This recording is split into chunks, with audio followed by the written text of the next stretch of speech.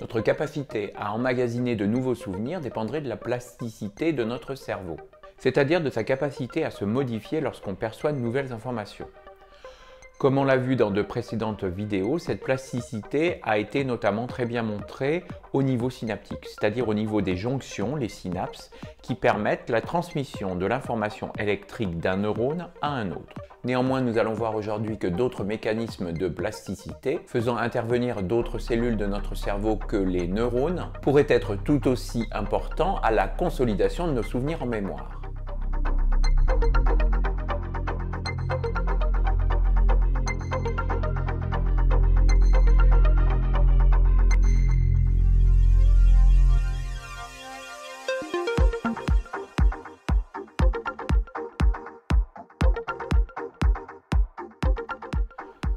On a vu que nos souvenirs sont stockés dans des réseaux de neurones qui ont la capacité de se modifier une fois activés par le passage de l'information qui est à l'origine de ces souvenirs. Jusqu'à encore très récemment, on pensait que ces modifications induites par l'apprentissage étaient principalement observées au niveau synaptique.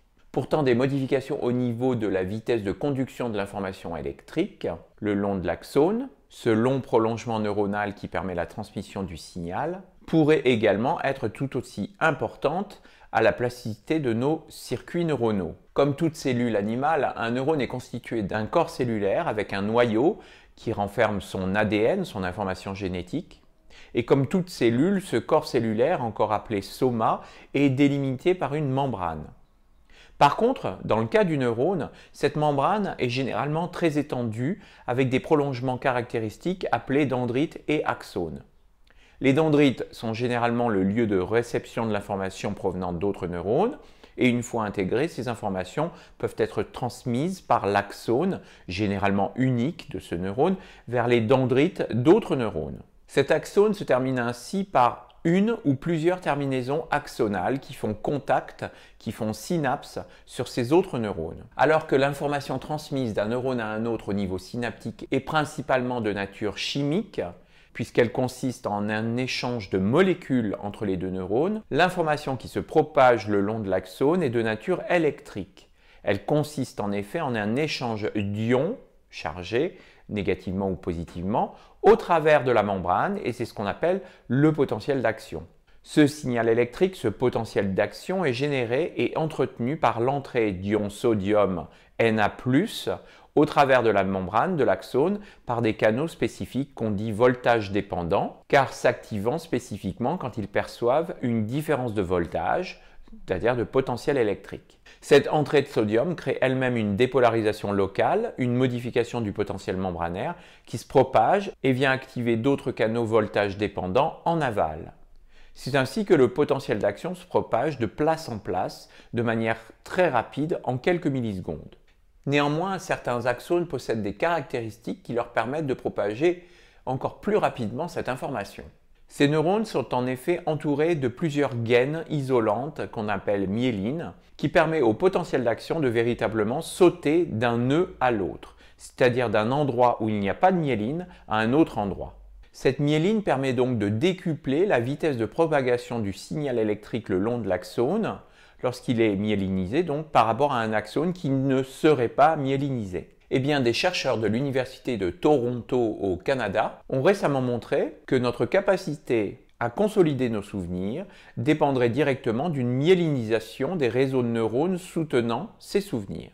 Pour cela, les auteurs ont étudié l'oligodendrogénèse chez des souris. L'oligodendrogénèse correspond à la capacité de fabriquer de nouveaux oligodendrocytes, c'est-à-dire des cellules de notre cerveau qui ne sont pas des neurones, mais qui participent à leur fonctionnement. En effet, dans le cerveau, ces oligodendrocytes sont les cellules qui entourent de myéline les axones des neurones et qui participent donc à la propagation du message électrique de ces neurones. Ces auteurs ont ainsi testé des souris dans une tâche faisant intervenir leur mémoire de l'espace. Dans cette tâche, les souris placées dans une piscine devaient apprendre à localiser une plateforme qu'elles ne pouvaient voir à l'œil nu. Ces souris devaient donc retenir en mémoire la position spatiale de cette plateforme, ce qu'elles apprenaient à faire efficacement en quelques jours, diminuant au cours des essais et des jours successifs leur latence d'arrivée à cette plateforme.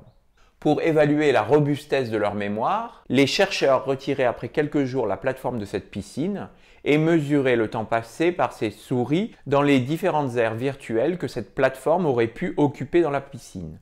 De cette manière, les souris montraient toute une préférence pour l'aire occupée par la plateforme durant la phase d'apprentissage, ce qui vous est indiqué ici par un code couleur, suggérant bien qu'elles retenaient bien en mémoire les informations spatiales liées à la position de cette plateforme. Après cet apprentissage, les chercheurs ont aussi évalué l'oligodendrogénèse, la fabrication de nouveaux oligodendrocytes, en lien avec cet apprentissage, et ont ainsi observé que cet apprentissage induisait chez les souris une fabrication de nouveaux oligodendrocytes dans des aires cérébrales connues pour abriter nos souvenirs en mémoire. Dans une vidéo que je mets ici en lien, j'avais mentionné que nos souvenirs seraient en effet localisés dans des réseaux de neurones de notre néocortex. Et de manière tout à fait logique, les chercheurs ont pu observer que la fabrication de nouveaux oligodendrocytes après apprentissage dans la piscine était préférentiellement observée dans ces aires néocorticales. Les auteurs ont ensuite évalué si cette fabrication de nouveaux oligodendrocytes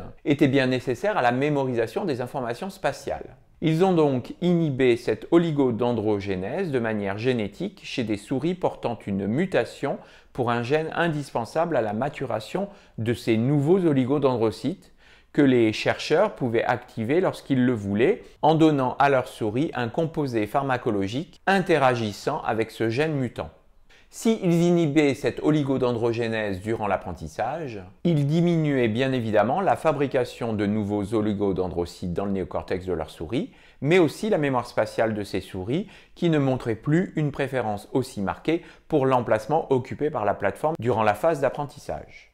De manière encore plus intéressante, s'ils retardaient l'inhibition de l'oligodendrogénèse à la phase de consolidation de la mémoire qui avait lieu après l'apprentissage, ils diminuaient cette consolidation de la mémoire puisque les souris testées plusieurs jours plus tard, 27 jours plus tard exactement, ne montraient plus une préférence marquée pour l'emplacement occupé par la plateforme durant la phase d'apprentissage et dont les souris s'étaient pourtant bien rappelées 27 jours auparavant. Ce déficit de consolidation mnésique était bien sûr accompagné par une baisse du nombre de nouveaux oligodendrocytes fabriqués dans les aires néocorticales, mais également par une diminution du taux de myélinisation des axones qui conduisent l'information portée par les neurones dans ces aires néocorticales. Ces résultats indiquent donc bien que la fabrication de nouveaux oligodendrocytes est essentielle à la consolidation des informations en mémoire, et que le mécanisme d'action de ces oligodendrocytes sur la consolidation mnésique passe par une meilleure myélinisation et donc une meilleure propagation du signal le long des axones des neurones qui constituent le lit de nos souvenirs en mémoire. Et donc, même si le support de nos souvenirs reste bien les réseaux de neurones néocorticaux, la consolidation de ces souvenirs au niveau de ces réseaux de neurones ne dépendrait pas entièrement de mécanismes purement neuronaux, mais au contraire de mécanismes extérieurs à ceux-ci. Et en l'occurrence ici passant par une fabrication de myéline par de nouveaux oligodendrocytes, ce qui n'avait jamais été montré avant cette publication. Merci pour avoir visionné cette vidéo. Si elle vous a plu, n'hésitez pas à lâcher des petits pouces. Abonnez-vous et n'hésitez pas à laisser des commentaires ici en bas auxquels j'essaierai de répondre. Et à très bientôt pour de nouvelles aventures neuroscientifiques.